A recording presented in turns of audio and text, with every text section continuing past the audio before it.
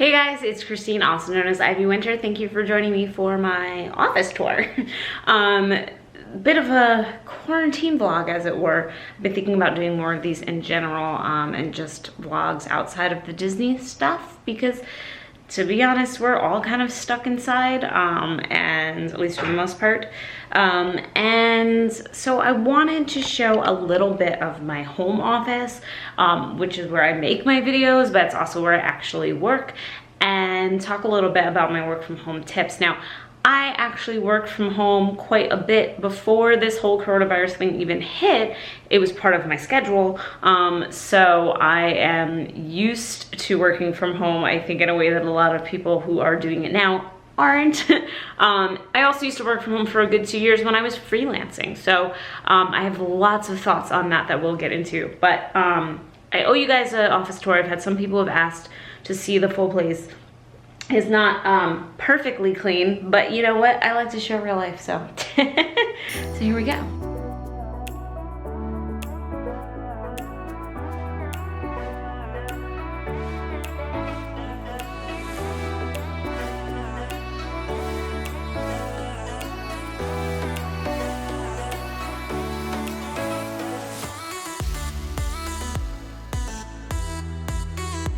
So you walk in, and then over here to the immediate right, we've got some really awesome artwork that I picked up from Festival of the Arts by an artist called Will Gay, and then some plants, because you gotta have some plants. Two are from The Sill and one is from Bloomscape. I've actually been thinking about doing a comparative vlog for you guys just to talk a little bit about my experience from ordering from both. They're both online plant stores, though The Sill does now have stores in New York City. I think there's like 2 actual walk-in stores, but I wanted to test out the idea of ordering plants. Moving on to a corner that you guys all know quite well, which is my background in most of my videos. So it just kind of sits in this corner here. So this is the full bookshelf. It's changed a bit since I gave you guys a tour of it, I don't know, a couple of years ago. I actually cut down on some of the stuff that's on display here, so kept it a little bit more simple. But you know, got the magic bands, got the countdown that we're sadly not using right now. This was a gift from my brother-in-law a couple Christmases ago. Got some Buffy statues, got my Star Wars stuff, got a little bit more here. This really cute sign that one of my friends got me, and I'm normally not one of those like fans of these kinds of signs, but I thought this was adorable. Over here, you also sometimes see in the background, hi, you can see my reflection, is my Haunted Mansion art that I also got. Here is my lovely windows and my view outside. So I actually installed these myself, very proud. They're like bamboo shades from Home Depot that I really, really love. This is my view outside, my very quiet street. Partly because it's raining, partly because we're all quarantined.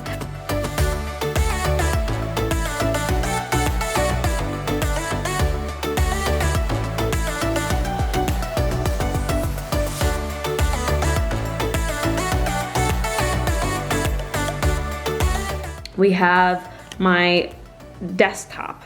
So this is the same desk that I've had since my last apartment, but with some additions. My Donald jacket from D23 is here, always rests here. So this is where I do editing of videos. This is where I do my live stream. So when you see me live stream and then this is in the background, that's what you're seeing. Got, you know, my mic here, the webcam, which is great. It's on this little clip, so I can move that around as I need to. Gotta have my Echo. Alexa, how are you today? I'm really good. Oops, I meant to say really good. Guess I've been saying too many tongue twisters. Okay, she's got some problems. That's okay, work them out. So this used to be just the one Alex desk from IKEA. This is actually an add-on. And then this is the Alex filing cabinet, which has a whole bunch of like wires and stuff. It's not all that interesting, but it's a great way to keep my stuff together.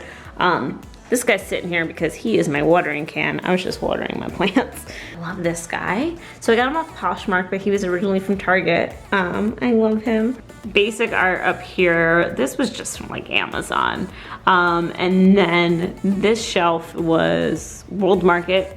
There's a second one that I'm thinking of putting up here. I haven't quite done it yet. This is a great gift from none other than Rob. This was my Christmas gift, a St. Buffy candle.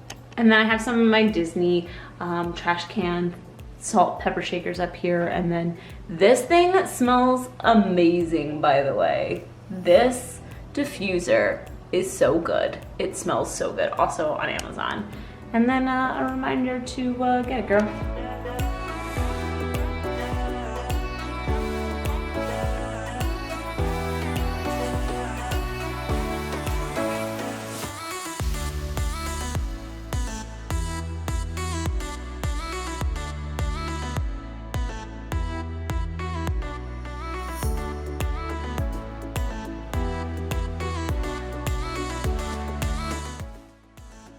And then this half is my 4 days work week, well now 5 days space. We put this here because the way that our bedroom is, we have like a king size bed and like all that good stuff. We didn't quite have room for a full length mirror in there, so we have it here.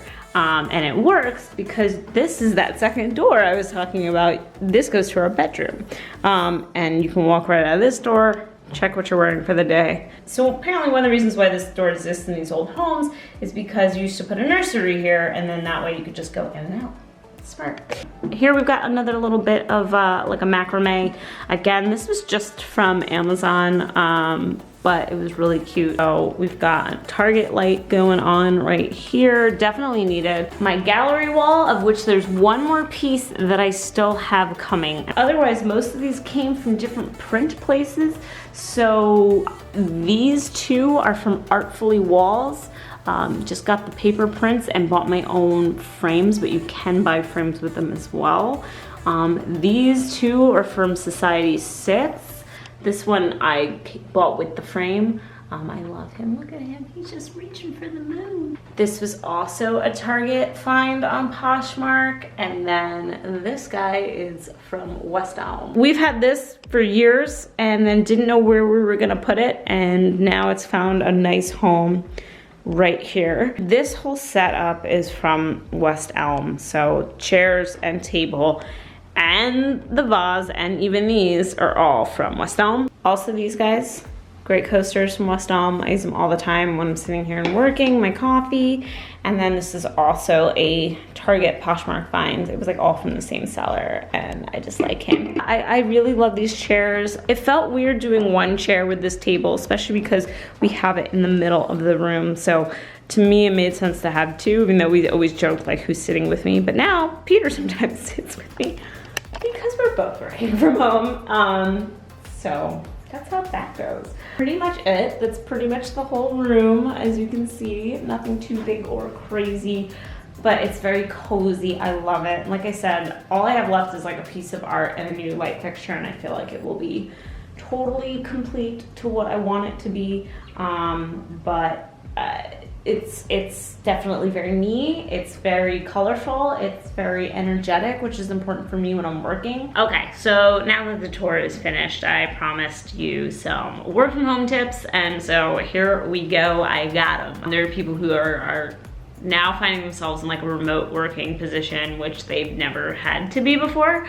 And so I do realize that a lot of people don't have the luxury of having a home office because they've not had to think about building that into their space. That just was never a thing. So I do realize that I'm very lucky to have this space because it does allow me to separate work and home, which I think is really, really important because it's really easy for them to bleed together and become a problem.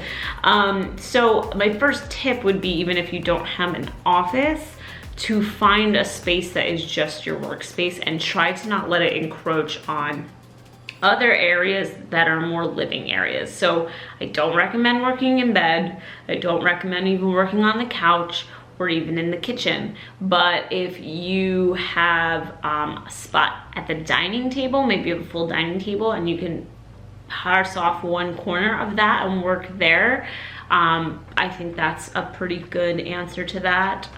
If there is some other sort of comfy chair area or something else where you can set up with a small table, I would say do that instead. Wherever it is that you set up, just kind of try to stay there as much as you can. I'm not saying don't move around and, you know, change your environment from time to time. I do that once in a while. Sometimes I have early morning calls and Peter doesn't have to be working yet, so I don't want to disturb him in the room next door, so I go downstairs. Like, do that once in a while, but I think it's really important that you establish like your work area, and try not to stray from that too much, and don't let it overlap with other spaces that are like your relaxing spaces, because then you'll never relax. Another really important thing to do is give yourself breaks, and this is one that I'm not even super great at, but I've been trying to be lately, especially because of my job and what's going on. We've actually been working more than usual, so me and my team try to make sure that we all take our hour lunch breaks, and so that we can walk away and you know, enjoy our lunch. So make sure you set breaks for yourself now, whether that's giving yourself an hour, whether that's 15-minute breaks here and there, whatever's gonna make the most sense for you and like how you can focus and manage. Build in those breaks, like make sure you have that figured out. Don't wait and don't say, oh, I'll do one more thing and I'll do one more thing, and then before you know it, you're not eating lunch. And weirdly, I find that happens more here than even at the office. In those breaks, make sure you get some sort of exercise. Like, I know it's hard right now because we can't necessarily do all of the things that we used to do, but you know, if you can't go to your gym anymore, try to find like a home workout with your own body weight. Or maybe you have some dumbbells that have been sitting in the closet a while, dust those off. At least here, and I'm in Jersey, and you know, there's definitely a lot going on here in Jersey, but you are allowed to take walks. That is allowed, walks for exercise or runs. Obviously, when you're out there, you want to be socially distancing. You don't want to be walking in a group of people or going up to a group of people or going to a park and hanging out. So I've been going on almost daily walks with Peter, and I also try to go for runs when the weather is nice enough. Make sure you set boundaries. It's really, really easy to say, you know, I'm here, I'm working from home, there's no commute, and now I'm working till 6. And now all of a sudden it's 7, and now it's 7:30, and now it's bleeding into dinner. Don't let that happen. And that happens for me too, you know, and some of us have jobs, and I have a job where sometimes I get an email or a phone call at 9 p.m. and I have to do something. I work in social media for a fairly large company, and sometimes things have to go out from like a press or like, you know, legal standpoint. And so I get that happens. You can't avoid those sorts of things if that's your job, but for the most part, have your boundaries and make sure you set them. Sign off whatever your communication is with your other coworkers at a certain time. Tell them, look, if it's an emergency, send me an email or a text, but only if it's an emergency, and then don't feel obligated to answer if it's not an emergency. Things can wait. But it's really, really important that you shut off your computer for the day. Likewise, on the other end of the day, something that I try to do is give myself longer mornings. If I'm not commuting, because my commute's pretty long, I would commute from Jersey to Brooklyn. So normally my one-way commute when I would go into the office would be an hour and 20 minutes, hour and a half. So if I can give myself at least an hour to make coffee, have a yogurt, sit and relax downstairs in one of my favorite chairs, like get myself together for the day, I think that's really, really important. Rolling out of bed right into your first meeting is just so not good for your brain. So try to give yourself some downtime in the morning. Shower, guys, every day, whether it's in the morning or at night, and get dressed. I know people are like, woo, sweatpants. Some people can do that, and that's fine. I cannot. I don't feel like a functioning human being in sweatpants. I feel like I'm in lazy mode or going to bed mode. Like if I stay in my pajamas, there's just no motivation for me. So I like to get up, I shower in the evenings, I get up, I put on jeans, I know, crazy. I put on some sort of shirt, and get to work. And being clothed, I'm not saying you gotta put shoes on, but being clothed and in a normal outfit gets me in the mindset of like, if I was going outside, you know, I might not be putting on makeup every day, though I did today because why not? You know, and I might not be doing all the things that I normally do, but I think there's something like internally in your mind that says, okay, I put on jeans, I put on an outfit. It's like I'm trying to be like present myself to the world. And you are, even though you're only doing it digitally. So I think it really, really helps. So if you find that you're struggling a little bit with motivation, take a look and see if you still got your sweatpants on. Maybe get out of those. So those are just some of my work from home tips. I know that things have changed so much for so many of us. And so I hope that that helps a little bit. I hope you guys are doing well. I think about all of you and, you know, family and friends, and I'm constantly asking how people are, but it's just important to me to know because things are changing so fast in this world right now. Anyway, thank you for joining me for the office tour and for a few of my work at home tips. I would love to know in the comments below, what are your work at home tips? What has been working for you? Has something not been working for you?